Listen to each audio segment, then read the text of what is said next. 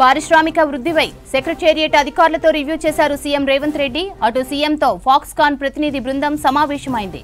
పారిశ్రామిక అభివృద్ధికి కట్టుబడి ఉన్నామన్న సీఎం పారిశ్రామికవేత్తలకు పూర్తి సహకారం అందిస్తామని చెప్పారు. ఇండస్ట్రీస్ కు అనుమతులు సులభంగా ఇస్తామన్నారు సీఎం రేవంత్ రెడ్డి.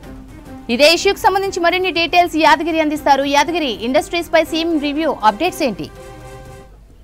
ఇవల్ల ఈ పారిశ్రామిక అభివృద్ధి పైన సచివాలయంలో సీఎం రేవంత్ రెడ్డి సమీక్ష నిర్వహించారు. ఈ సమీక్షలో గతంలో ఫాక్స్కాన్ కంపెనీ హైదరాబాద్ కు వస్తుంది, హైదరాబాద్ లో స్థాపించుతున్నారని చెప్పేసి గత ప్రభుత్వం ఉన్న టైంలోనే దీని మీద పెద్ద ఎత్తున ప్రచారం జరిగింది. కానీ అప్పుడు స్థాపించబడలేదు, దానికి సంబంధించిన అనుమతులు కూడా ఇవ్వలేదు.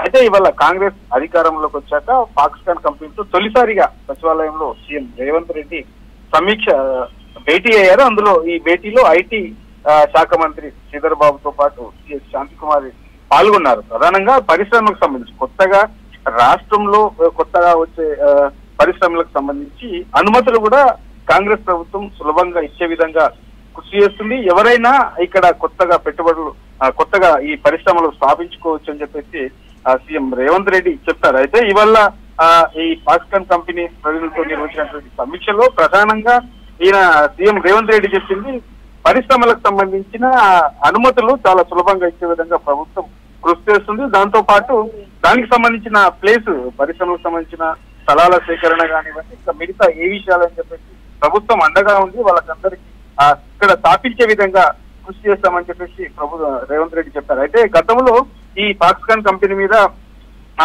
చాలా రకరకాల విమర్శలు, రకరకాల ఆరోపణలు వచ్చాయి. ఎందుకంటే గత ప్రభుత్వమే దీన్ని స్థాపిస్తామని చెప్పింది, కానీ ఆ తర్వాత ఇక్కడ నుంచి కర్ణాటకకు తరలిపోతుంది అని చెప్పేసి గతంలో ఉన్నటువంటి ఐటీ మంత్రి కేటీఆర్ దీని మీద ఒక లెటర్ ను కూడా విడుదల చేశారు. అది ఫేక్ లెటర్ అని చెప్పేసి అక్కడ ఉన్నటువంటి ప్రభుత్వంలో కర్ణాటకలో ఉన్నటువంటి ముఖ్యమంత్రి దాని మీద కేసు ఫైల్ కూడా చేయడం జరిగింది. ఇట్లా దీని మీద రకరకాల ప్రచారాలు జరిగాయి. ఇక్కడ నుంచి తరలిపోతుంది అని చెప్పేసి రాజకీయ కోణంలో ఈ కంపెనీలను కూడా రాజకీయ కోణంలో గత ప్రభుత్వం చూసింది అని చెప్పేసి ఆరోపణలు అయితే ఉన్నాయి. ఇక కొంగరకలాన్లో హైదరాబాద్ కు దగ్గరలో ఉన్నటువంటి కొంగరకలాన్లో 250 ఎకరాలు ఈ ఫాక్స్కాన్ కంపెనీకి సంబంధించి 200 ఎకరాలు కేటాయిస్తారని చెప్పేసి అప్పట్లో అన్నారు. కానీ దానికి సంబంధించి ఏది కూడా ముందుకెళ్ళలేదు. సో మళ్ళీ ఇప్పుడు కాంగ్రెస్ ప్రభుత్వం అధికారంలోకి వచ్చింది. అధికారంలోకి వచ్చాక ఈ పరిశ్రమలకు సంబంధించి కూడా అభివృద్ధి పరంగా ముందుకు తీసుకెళ్లే విధంగా ప్రభుత్వం అండగా ఉంటుంది. పారిశ్రామికవేత్తలు ఎవరైనా ఇక్కడ రావచ్చు, కొత్తగా కంపెనీలను ఏర్పాటు చేసుకోవచ్చు అనే సూచనలు అయితే ఇవాళ నిర్వహించినటువంటి సమీక్షలో సీఎం రేవంత్ రెడ్డి చెప్పారు.